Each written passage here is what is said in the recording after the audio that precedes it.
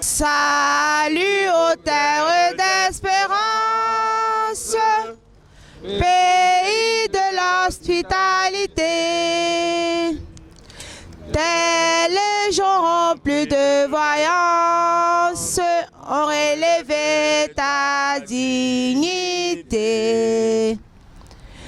Tes ficheurs contre d'ivoire, tes artisans de ta grandeur, tout cela semble pour ta gloire, te bâtiront dans le bonheur.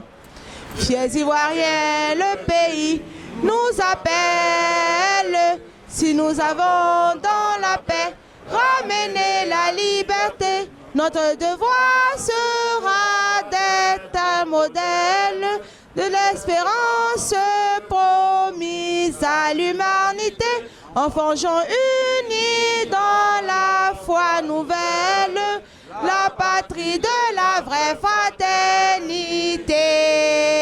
Vive la Côte d'Ivoire! Vive les Ivoiriens!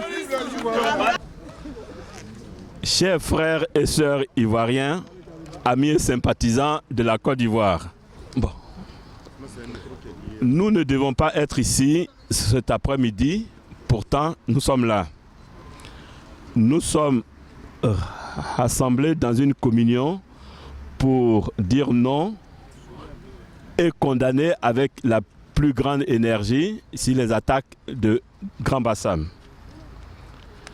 Notre action est une action citoyenne, républicaine et patriotique. Nous sommes là pour apporter notre soutien aux familles éplorées ainsi qu'aux blessés physiques et moraux. Nous sommes là pour dire non aux injonctions des eunuques et montrer que nous sommes debout aujourd'hui et nous serons debout demain face à eux. À certains, nous voudrons dire que dans la vie d'une nation, tout ne doit pas être politique. Il y a un temps pour chaque chose. En pareille circonstance, la Côte d'Ivoire doit pouvoir mettre de côté ses querelles de paroisse et se montrer unie et solidaire face à l'adversaire. Nous souhaitons prompt rétablissement aux blessés. Nous présentons nos condoléances aux familles endeuillées. Que Dieu bénisse la Côte d'Ivoire et les Ivoiriens. On reste debout. Vive la Côte d'Ivoire. Dans la maison ivoirienne en France, donc l'ambassade, les Ivoiriens sont réunis pour rendre hommage et apporter leur soutien aux victimes de Grand Bassam. Quel est le message que l'ambassade elle-même peut adresser aux familles des victimes et des blessés? Non, c'est plutôt le message des Ivoiriens.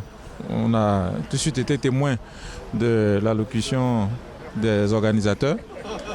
C'est d'abord des vœux de prompt rétablissement aux malades, les condoléances les plus attristées de la nation ou des Ivoiriens vivant à l'étranger aux familles éplorées, et puis notre soutien au gouvernement dans cette lutte acharnée contre le terrorisme. Voilà, donc comme on l'a dit, c'est pas aujourd'hui le terrorisme n'est plus une affaire d'une nation, d'un pays, d'une race, d'une religion.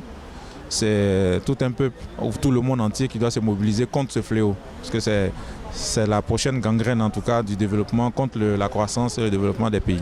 Voilà. Est-ce que vous allez changer vos habitudes ici à l'ambassade, étant donné que la Côte d'Ivoire est officiellement visée par le terrorisme? Non, pas du tout. Justement, si nous changeons nos habitudes, c'est que nous laissons vaincre les terroristes, puisque leur objectif premier, c'est de faire peur.